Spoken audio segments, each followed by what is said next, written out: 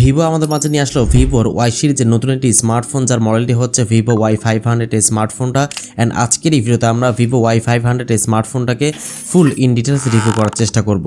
ফোনটাতে ব্যবহার করা হয়েছে 6.83 ইঞ্চি সাইজের একটি ফুল এইচডি প্লাস রেজলিউশনের AMOLED panel. Latest Android version থাকছে অ্যান্ড্রয়েড 16 এর সুবিধা। ব্যাক সাইডে ব্যবহার করা হয়েছে 50 মেগাপিক্সেল ক্যামেরার সুবিধা। 8100 mAh ম্যাসিভ ব্যাটারি সেটআপের সঙ্গে থাকছে 44 ওয়াট চার্জিং সুবিধা। আরও থাকছে উল্লেখযোগ্য ফিচার। তো ভিভো Y500 এই স্মার্টফোনটা আসলে আপনার জন্য কেমন হবে, ফোনটাকে শুধু ব্যাটারিতে ভালো পারফরমেন্স করতে পারছে নাকি সব দিক থেকে ভালো আছে, ব্যালেন্স আছে, সেটাই জানাবো আজকের এই ভিডিওতে। অবশ্যই ওয়াচ করবেন সম্পূর্ণ। যারা এখনো চ্যানেলটিকে সাবস্ক্রাইব করেনি অবশ্যই সাবস্ক্রাইব করে বেল আইকনটি অল সেট করবেন পরবর্তী প্রত্যেকটা ভিডিওর আপডেট সবার আগে পাওয়ার জন্য। চলুন তাহলে শুরু করি আজকের ভিডিও। ফার্স্ট অফ অল স্মার্টফোনটা ডিজাইন এন্ড লুকস এর কথা বলতে গেলে ডিজাইন আসলে এক একজনের ব্যক্তিগত মতামত। এই স্মার্টফোনটা ব্যাক সাইডে একদমই বেসিক লেভেলের ডিজাইন রাখার চেষ্টা করেছে। ফ্রন্টে ব্যবহার করা হয়েছে middle punch hole camera, plastic frame and plastic bag, কোনো প্রকার গ্লাস থাকছে না এখানে। 210 গ্রাম স্মার্টফোনটার ওয়েট রাখা হয়েছে 8.2 মিলিমিটার এর থিকনেস রাখা হয়েছে। সে সাথে স্মার্টফোনে ব্যবহার করা হয়েছে IP68 এবং IP69 রেটিং, মানে স্মার্টফোনকে আপনি চাইলে অবশ্যই 1.5 মিটার পর্যন্ত পানির গভীরে ব্যবহার করতে পারবেন, সর্বোচ্চ 30 মিনিট পর্যন্ত, মানে এখানে আন্ডার ওয়াটার ফটো করার সুবিধা আপনি পেয়ে যাচ্ছেন।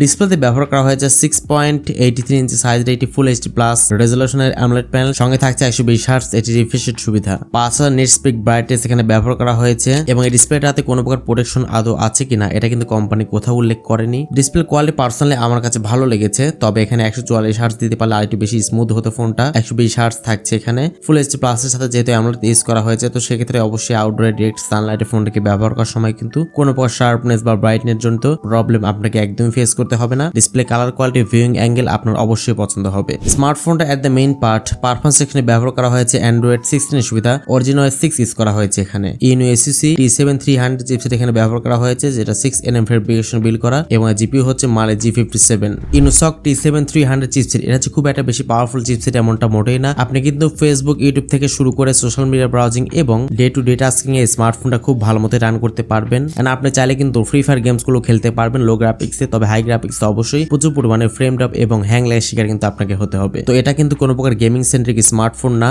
একদমই বেসিক ইউজের জন্য। তবে ইনোসকের চিপসেট না দিয়ে অবশ্যই এখানে মিডিয়াটেক অথবা স্ন্যাপড্রাগনের কোনো চিপসেট দিতে পারলে অবশ্যই এটি বেশি ভালো হতো, ফাস্টলি কাজ করা যেত। বাট এখানে ইউজ করা হয়েছে ENUSUC চিপসেট। স্মার্টফোনটা পাওয়া যাবে দুইটা র্যাম রম ভেরিয়েন্টের সাথে, সেটা হচ্ছে 8GB র্যামের সাথে 128GB ইন্টারনাল স্টোরেজ, এবং আরেকটি ভেরিয়েন্ট হচ্ছে 8GB RAM 256GB internal storage. UFS type রাখা হচ্ছে 2.2, এক্সট্রা করে কোনো প্রকার মেমোরি কার্ড ইউজ করার সুযোগ থাকছে না। ক্যামেরাতে ব্যবহার করা হয়েছে ব্যাক সাইডে মেইন ক্যামেরা হচ্ছে 50 মেগাপিক্সেল মেইন ক্যামেরা। সেকেন্ড ক্যামেরাটি হচ্ছে একটি অক্সিলারি সেন্সর ইউজ করা হয়েছে। ফ্রন্টে ব্যবহার করা হয়েছে 32 মেগাপিক্সেল একটি ক্যামেরা। ফোনটার সামনে পেছনে উভয় সাইডে আপনি সর্বোচ্চ 1080p 30fps এ ভিডিও শুট করতে পারবেন। ভিডিওতে অবশ্যই 4K থাকাটা উচিত ছিল।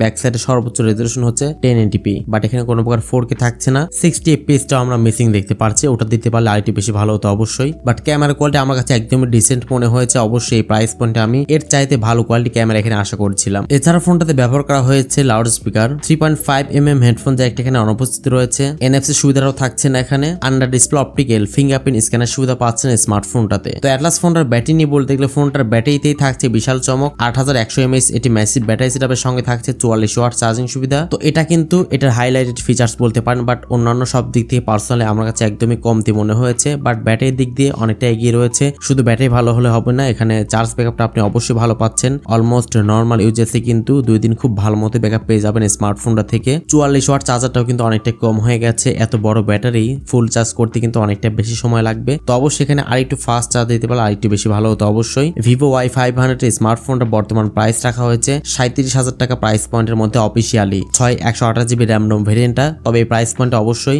বেটার কিছু দেওয়া উচিত ছিল, বাট শুধুমাত্র ব্যাটারির দিক দিয়ে বাদে অন্যান্য সব দিক থেকে কিন্তু কমতি রাখা হয়েছে। তো অবশ্যই এই স্মার্টফোনটার প্রাইসটা কিন্তু আমার কাছে অনেকটা ওভার প্রাইস মনে হচ্ছে। আপনার কাছে কি মনে হচ্ছে অবশ্যই কমেন্ট সেকশনে জানাবেন। তো আজকের মধ্যে এই পর্যন্তই, দেখা হচ্ছে নেক্সট ভিডিওতে। সে পর্যন্ত সবাই ভালো থাকবেন। আসসালামু আলাইকুম।